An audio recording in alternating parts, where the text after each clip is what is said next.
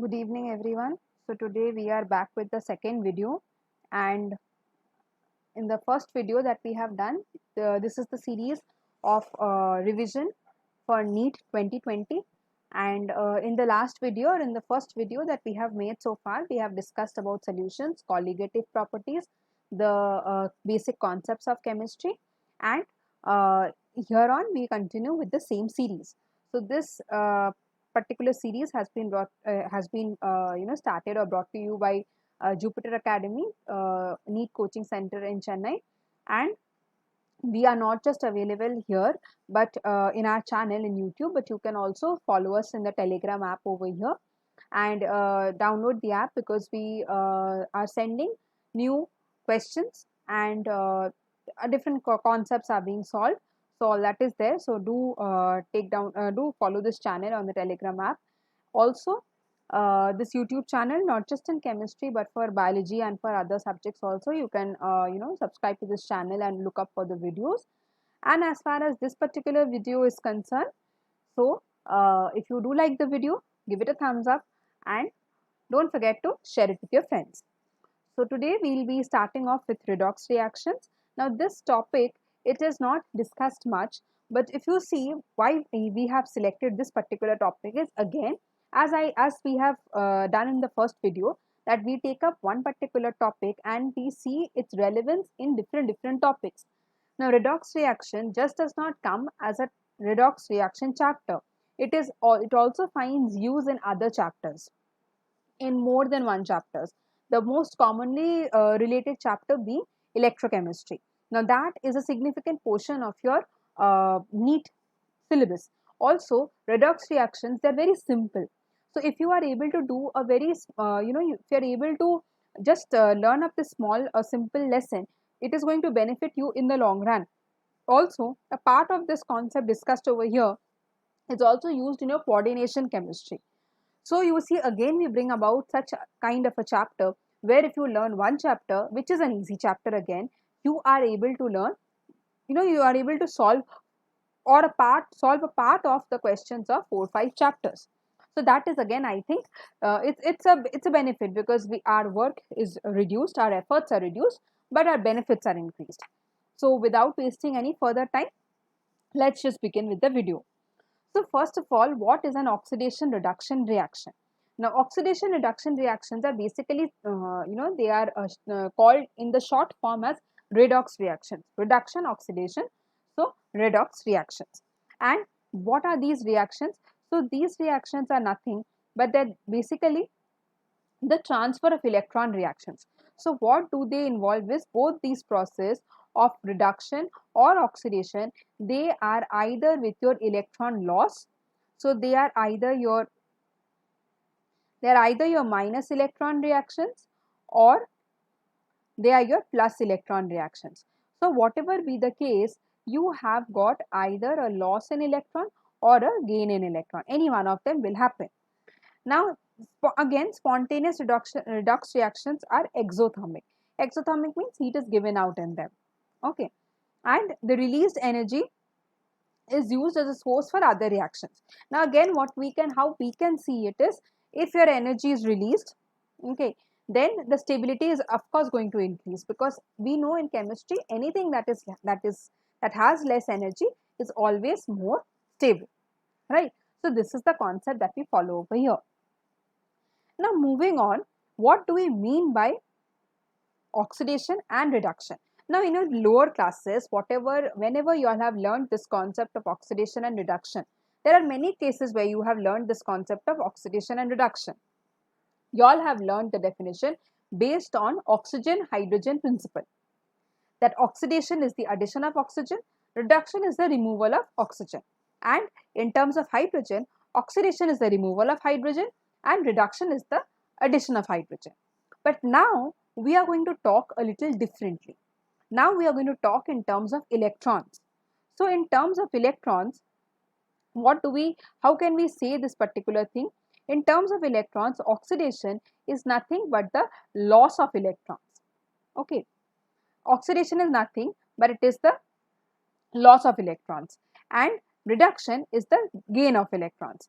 So here what we are talking about is the oxygen concept, where we say that oxidation is the process of gaining or capturing of oxygen. Okay. So if you have, say for example, you have CH4 over here. Now what happens is your hydrogen gets replaced by oxygen. So you are actually gaining oxygen. So it becomes your oxidation reaction. And over here what is happening? Reduction, it is the removal of oxygen. So over here you have CuO. From this CuO, you are getting copper. So your oxygen is removed. So that is reduction. The removal of oxygen, that is reduction. Okay. So this is the main concept, oxidation and reduction. Now, if I come to the other definition that I was talking of. So, in order to convert a free element into an ion, it must lose or gain electrons. We have already learned in the previous chapters, in our atomic structure chapter, we have already learned that if something has a positive charge or if I have a cation, it does not mean that there is one proton extra in it. No, it doesn't additionally gain one proton to become positively charged. It basically loses one electron. Protons and neutrons are a part of the nucleus, so it is not possible to remove them or add them easily. But electrons, they revolve in the outer orbits, so it is easier to remove electrons or to gain electrons, to lose electrons or to gain electrons. So what happens is, the reactions where electrons are transferred from one atom to the other atom, of course, is a redox reaction. Now the loss of electrons is oxidation. This is what I was talking about. Loss of electrons is oxidation and the gain of electrons is reduction. The gain of electrons is reduction. So if you can see over here, your Na loses this one electron. Therefore, Na undergoes oxidation. And over here, your chlorine, it is gaining one more electron. So your chlorine is reduced or undergoes reduction. Okay, so this is the basic concept, that if you lose electrons, it is oxidation. If you gain electrons, it is reduction. Now, what is an oxidizing or a reducing agent? Now, what do we mean by agent? Agent is any person or anything that helps us perform another thing, another task better, right? For example, you have your, these insurance agents, you have your traveling agent. So, what does a traveling agent do? He makes your travel easier. He arranges for your tickets or he arranges for your vehicles. So, he makes traveling simpler or easier for you. Similarly, there are a lot of other agents. You have consulting agents, they help you, they give you consultation services. So basically an agent is any person who makes life easy or who helps us perform one particular task. Now an oxidizing agent, as the name suggests, will help in oxidation and a reducing agent will help in reduction. This is a simple definition. Now let us see if I am the oxidizing agent, right, then I am helping you to oxidize. Then what happens to me? How do I help you? What is the process that I use to help you? All these have to be considered, right? So an oxidizing agent, what does an oxidizing agent do? It is a reagent that increases the oxidation number of the given substance. It increases the oxidation number. And a reducing agent will therefore reduce the oxidation number. Now we know that the higher the oxidation number, higher is the oxidized property, right? Now please understand this. If I am the oxidizing agent, then I will help you oxidize. So if you oxidize or you undergo oxidation, you are undergoing basically a loss of electrons, right? You are undergoing a loss of electrons. Then what happens to those extra electrons? Someone has to take them. They can't be roaming around in space, right? The electrons can't be roaming around in space. Somebody has to take those electrons. So only you and I are present. So who will take the electrons? I will only have to take your electrons. So I accept those electrons. So what happened in the process? I gained electrons. So I got reduced. So an oxidizing agent itself undergoes reduction, but it helps in oxidizing other substances. So if I am present in the medium and I am an oxidizing agent, then I will help you undergo oxidation and I will myself undergo reduction. Clear? The opposite thing happens if I am a reducing agent. If I am a reducing agent, I will help you undergo reduction. Meaning what? if you have to undergo reduction, you have to gain electrons. Where will the electrons come from? Only you and I are present in the medium. So for the electrons to come in the medium, I have to give you the electrons. So I have to basically lose out on my own electrons. So I am undergoing oxidation. So please understand this thing. Oxidizing agent helps another element oxidize, but it itself undergoes reduction. Okay. For example, we know that MnO2 or say KMnO4, it's a very good oxidizing agent. So what does KMnO4 do? KMnO4 helps something else oxidize, but KMnO4 undergoes reduction. The Mn in KMnO4 undergoes reduction. Okay. Or if you can say H2O2. So all your oxidizing agents basically themselves undergo reduction. And the same goes for your reducing agents. The reducing agents help another substance undergo reduction, but they themselves don't undergo reduction. They themselves undergo, on the other hand, they undergo oxidation. Clear? I hope this concept is clear to you. Now, oxidation and reduction reactions, they occur simultaneously. So, if the atom loses electrons, another atom must take them, right? This is what I was telling you. So, the reactant that reduces an element in another reactant is called the reducing agent, and the reducing agent actually gains those electrons. Okay. The reactant that oxidizes any other element is called the oxidizing agent, right? So, for example, you have Na plus Na and Cl. Okay. Now, Na changes from Na to Na plus. So, basically it is losing one electron. So, Na gets oxidized, and Cl, what happens to Cl? From 0 state, it becomes -1 state. So, it has gained electron. So, it becomes reduced. So, sodium oxidizes itself. Okay. And so, therefore, sodium helps chlorine in reduction. So, sodium is the reducing agent. And Cl itself undergoes reduction, but helps sodium in undergoing oxidation. Therefore, Cl is the oxidizing agent. Clear? So, this is what I was trying to tell you, that an oxidizing agent itself undergoes reduction and a reducing agent itself undergoes oxidation. Now, how do we talk of this in terms of our oxidation numbers? Okay. So, or oxidation states. So, what happens is, see, oxidation occurs when an atom's oxidation state increases. So, if the oxidation state increases, then oxidation has taken place.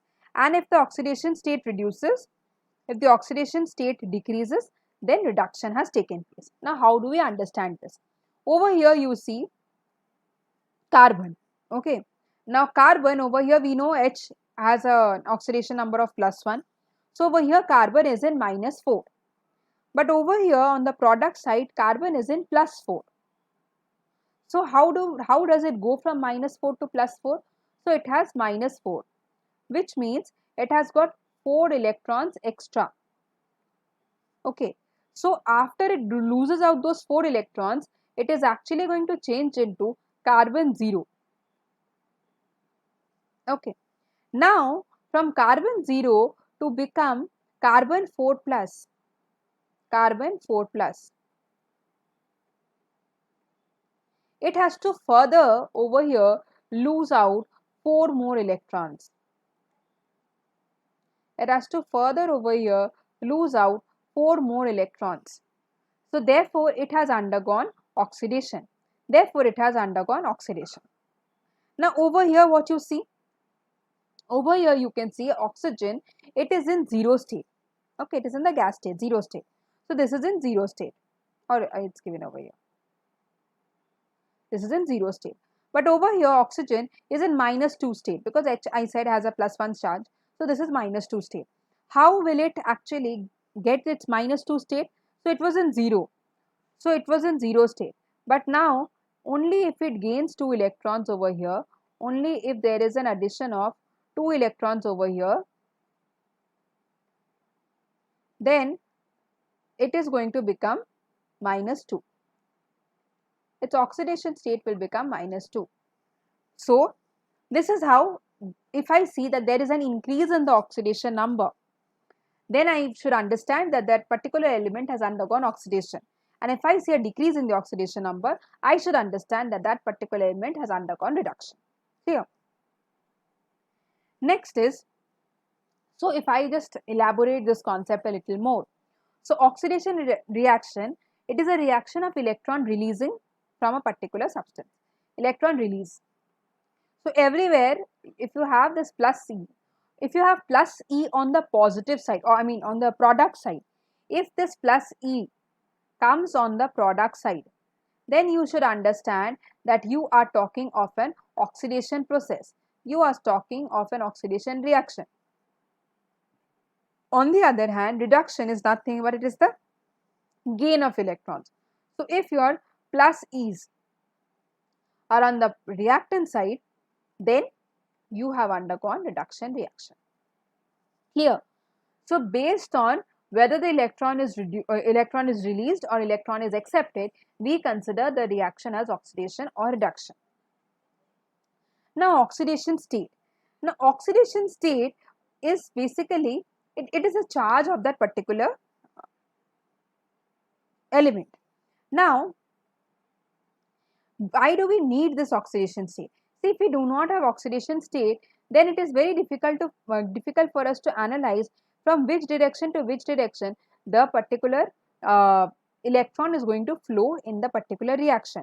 But however, you must understand that oxidation number denotes the oxidation state of the element in a compound. So oxidation number and oxidation state is basically the same thing. Also, this is done using a set of rules on the basis of the fact that in a covalent bond, the electron belongs, see, the electron is more or less shared properly or shared equally in a covalent bond and not in the case of an electrovalent bond. So it's easier for us to determine the oxidation states for an electrovalent bond or an electrovalent compound than for a covalent compound. Okay, and also what you can say is the oxidation number and the oxidation states are basically the same thing. Not exactly, but more or less same. Now, how do we calculate the oxidation number? So, there are some rules that we follow. So, in elements in the free state, each atom bears an oxidation number of 0. This is very important. So, if I have sodium, okay, I just have sodium. That means its oxidation number or oxidation state is 0. It is in the ground state or it is in the metallic free state. Similarly for chlorine, if I have chlorine, then its oxidation number is 0. It is not -1. This is not +1. Even for oxygen, in the previous example I showed you, right, O2 gas was present. Over there, the oxidation number is 0. Oxidation number is 0. Clear? Now for ions composed of only one atom, the oxidation number is equal to the charge on the ion. Of course, if I have one ion, for example, if I have say Na, if I have Na plus,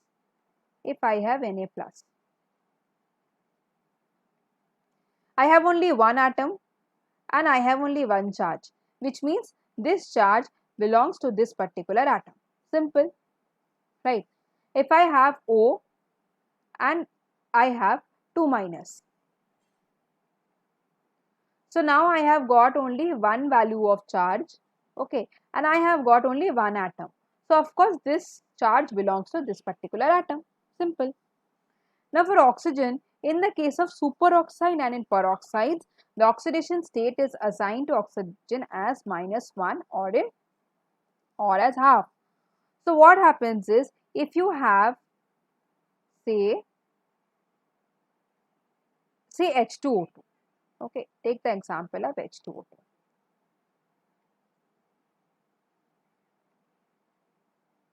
Now, what we can say is, over here, this is giving you a net positive charge of +2. So, over here, both these oxygens should cumulatively give you a charge of -2, but here you have got two oxygen atoms. Therefore, each oxygen atom has an oxidation number of -1. right? So these are an exception. Generally oxygen has a charge of -2, but over here it has a charge of -1. In case of peroxides, it has a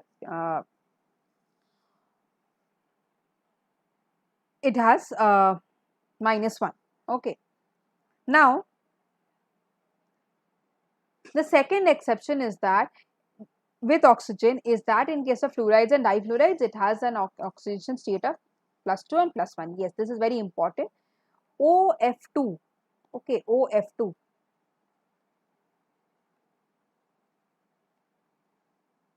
Or O2F2.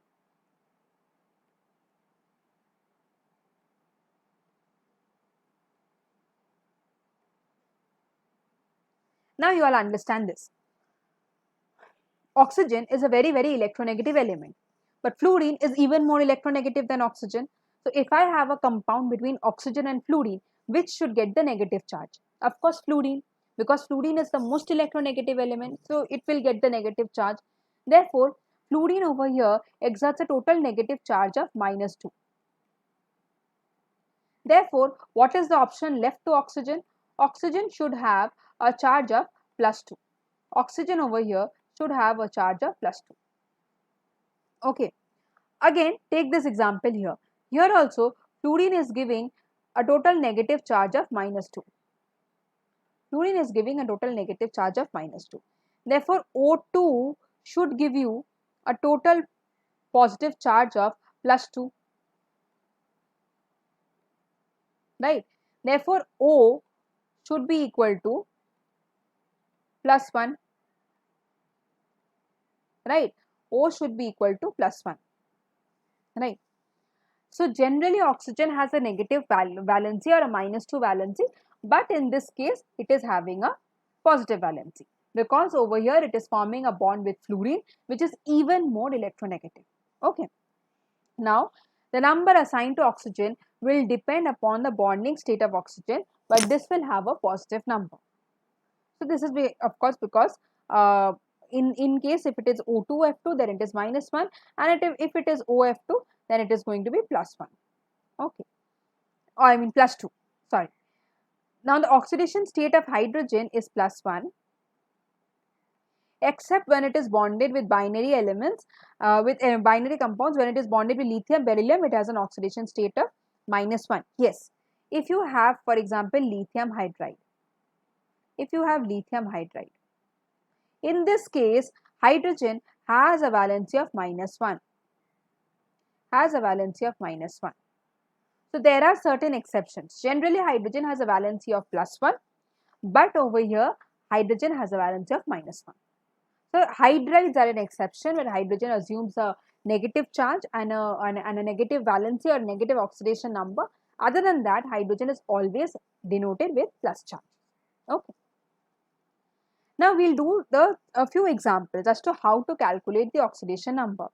So what have we done over here? We want to calculate the oxidation number of say sulfur.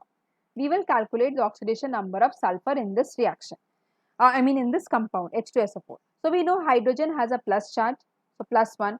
We know oxygen has -2, and let sulfur be X. So why have I taken +1 over here? And sorry, why have I taken -2 over here is because we want to take the general values. We want to take the common oxidation states or the general oxidation states. So for that fact, we have taken it this way. Now, how do we write it?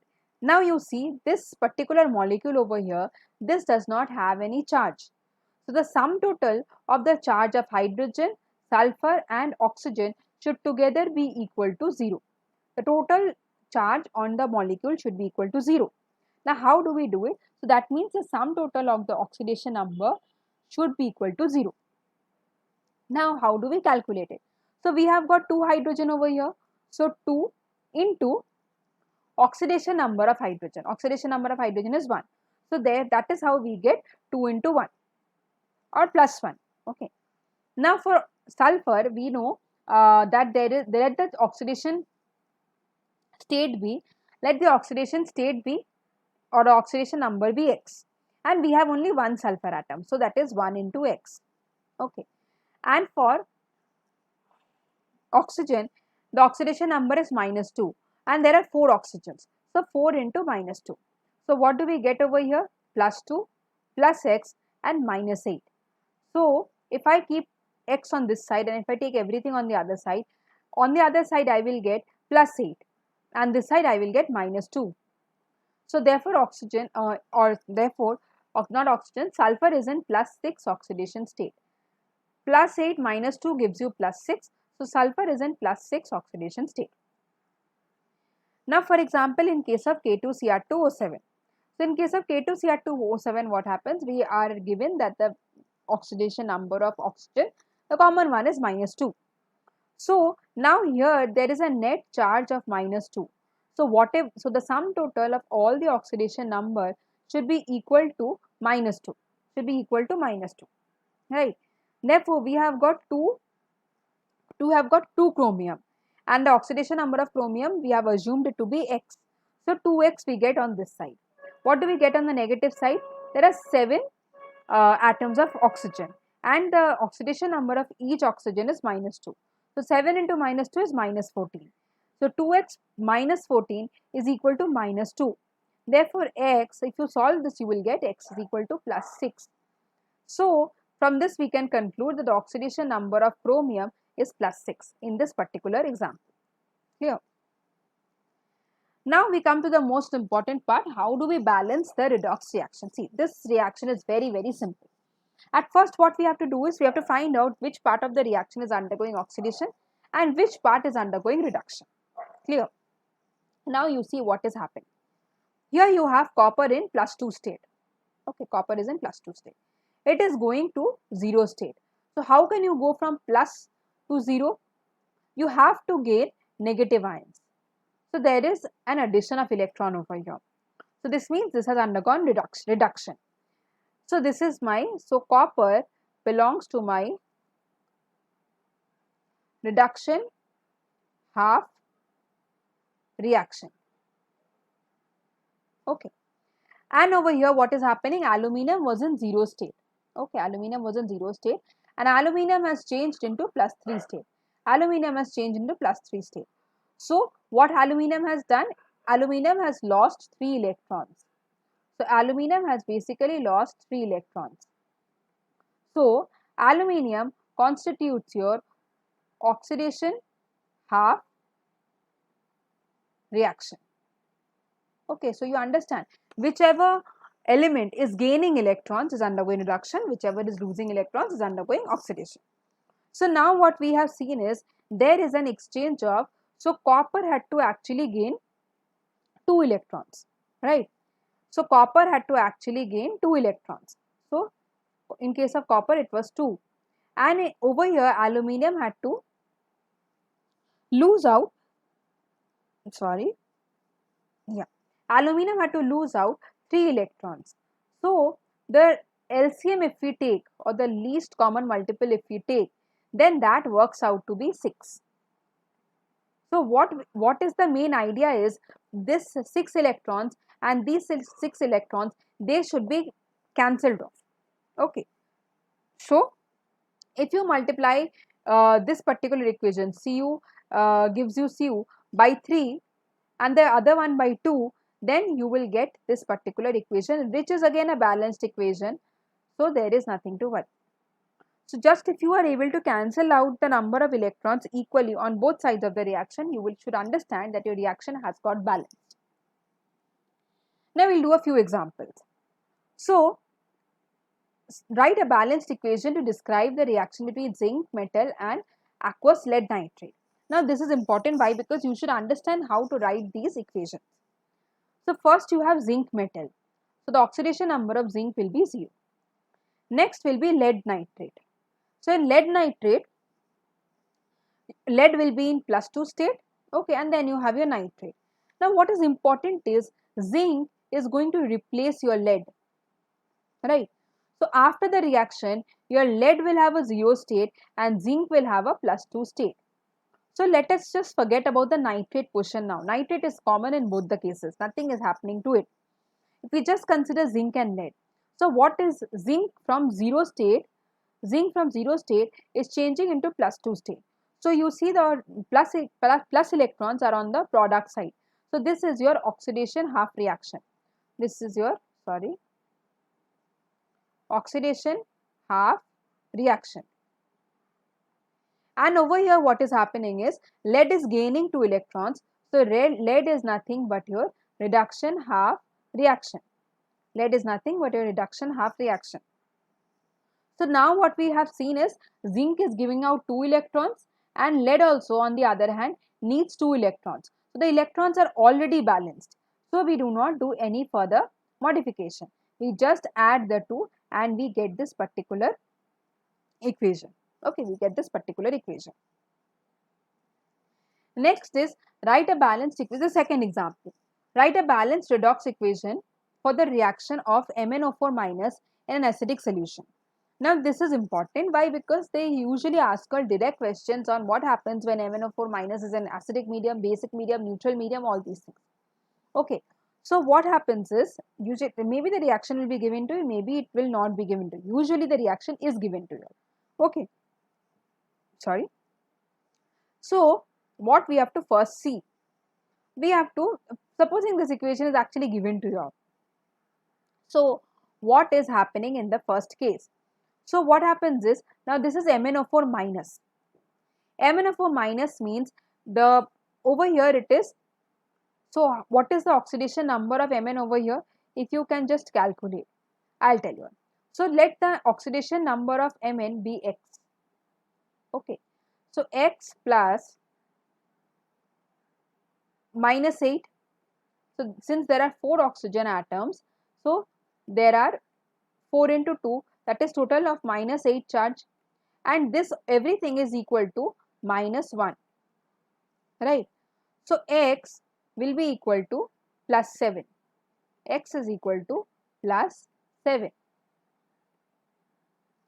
And over here X is equal to plus 2.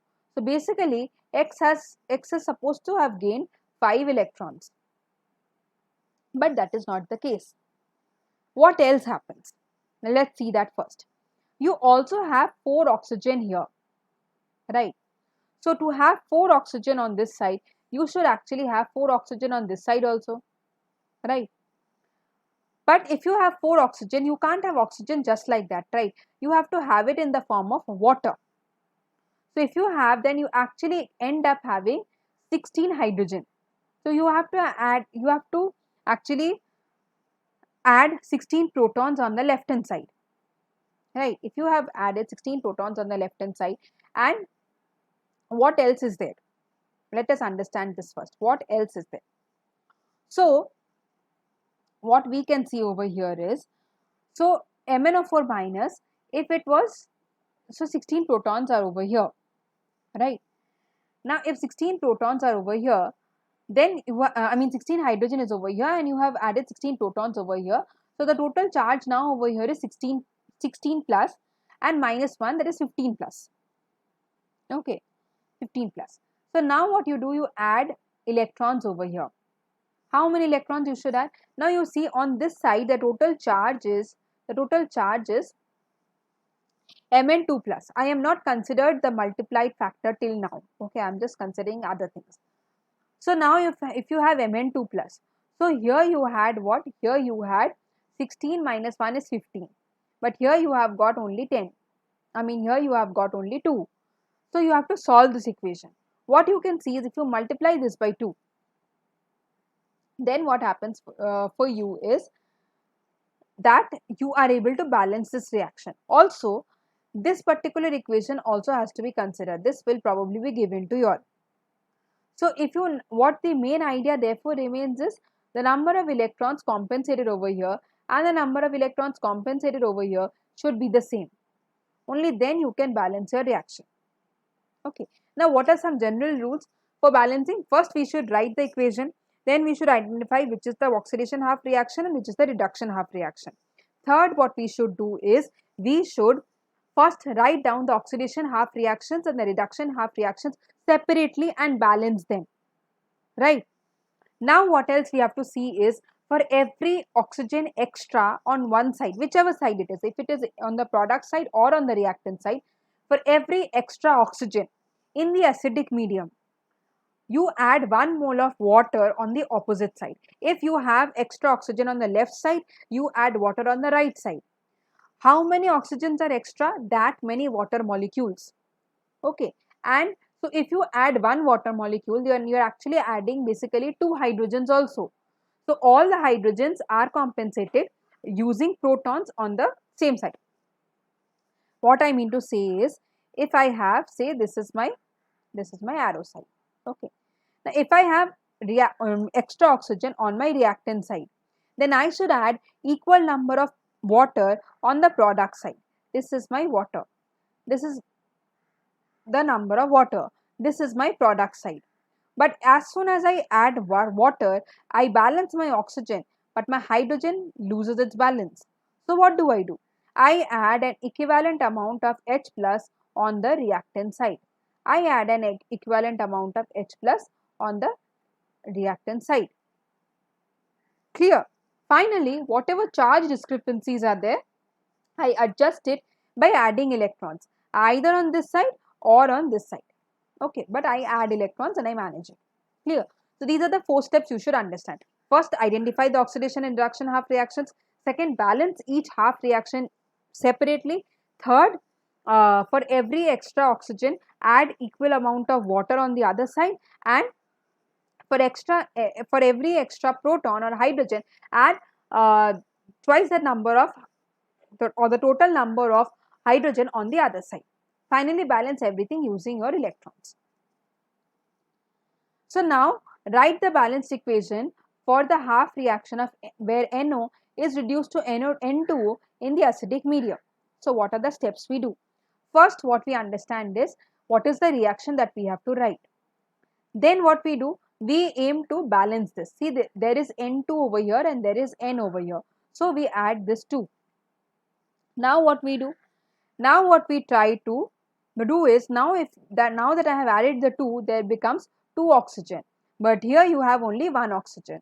So what do? We add the extra oxygen as water on the other side. But for that fact, what happened? I now have 2 hydrogen also. So what I do? I add 2H plus on the first side or the previous side. And then now what happens is, now where my problem is, I get the net charge on this side is 2 plus. So I add 2 more electrons so that everything is balanced, and what happens is I get my final reaction. Right. So what are the steps we did? First step was we wrote the reaction. Or what we do? First, write down the reactant and product. And balance each atom other than hydrogen and oxygen. Now, add water molecules to the opposite side to balance oxygen, and add H plus to the opposite side to balance hydrogen, and then do your electronic balance. Okay.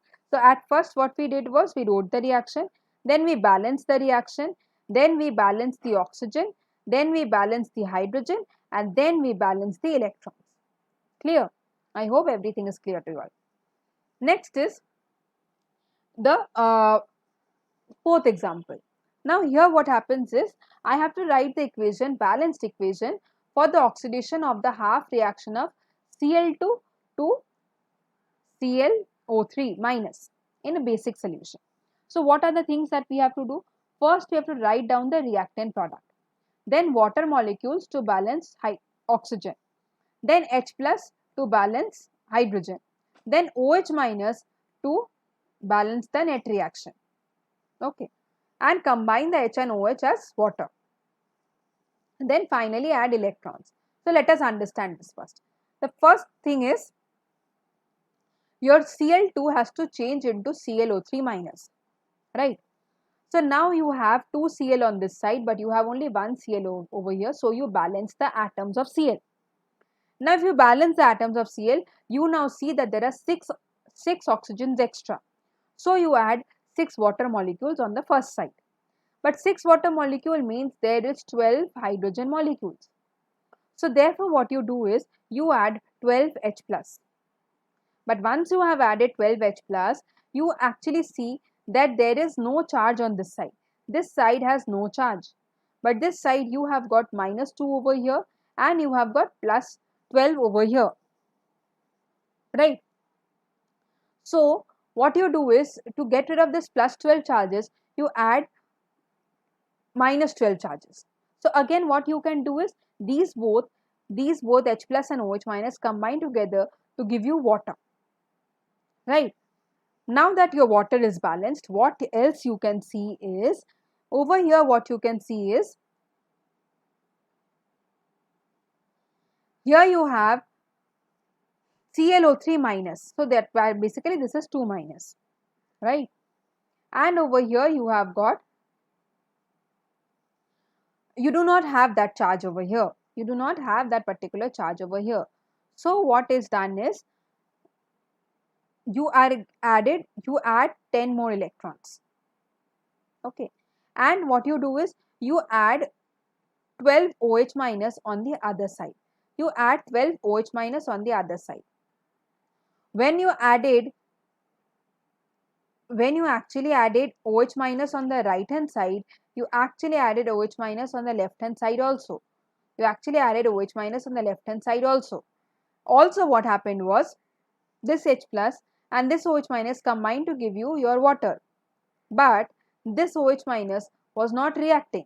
This OH minus was not reactive. Okay, so what happens is, this, what do I mean by not reactive is, this OH minus stays in the medium as such. Why have you added this OH minus? You can't simply add anything on one side. You must add it on both sides to keep the charges intact. So now what you have on your left hand side? Now you have got minus 12 charge on your left hand side. But what do you have on your product side? You have just minus 2 charge on your product side. Why? Because your H plus and OH minus have already combined together to give you your neutral water molecule. So what you have to do is, to balance the charges, you have to add 10 more electrons on the right hand side.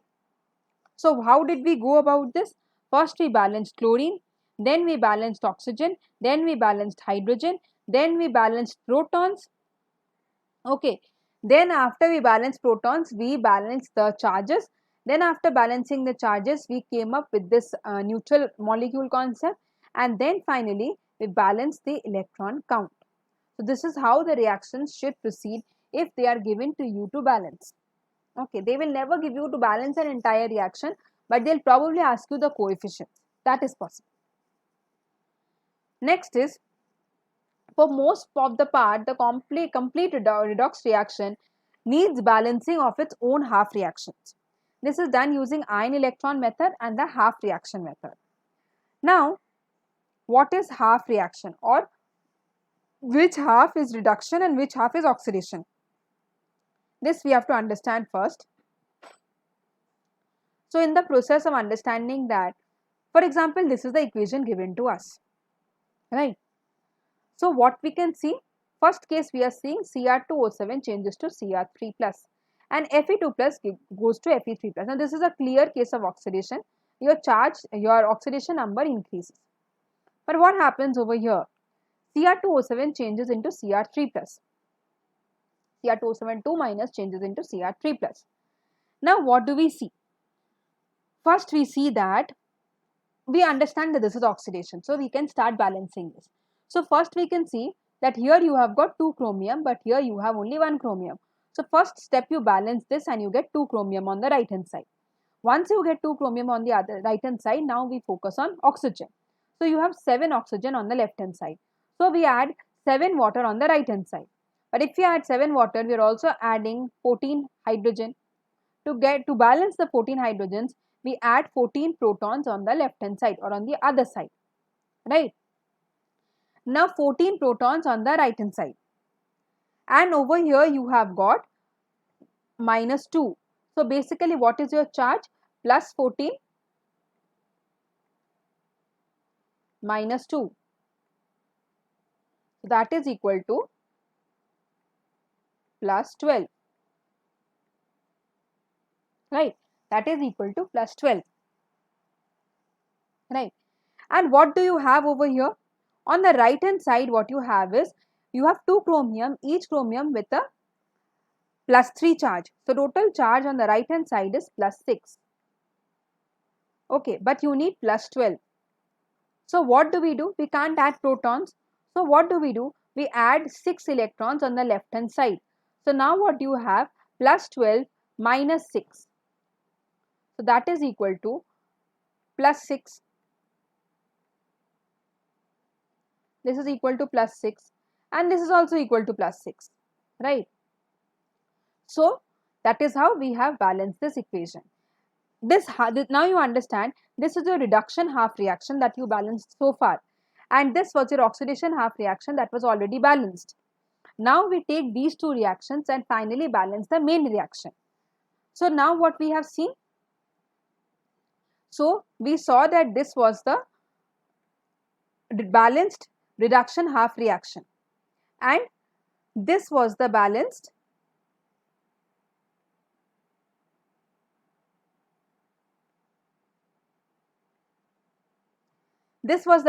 oxidation half reaction.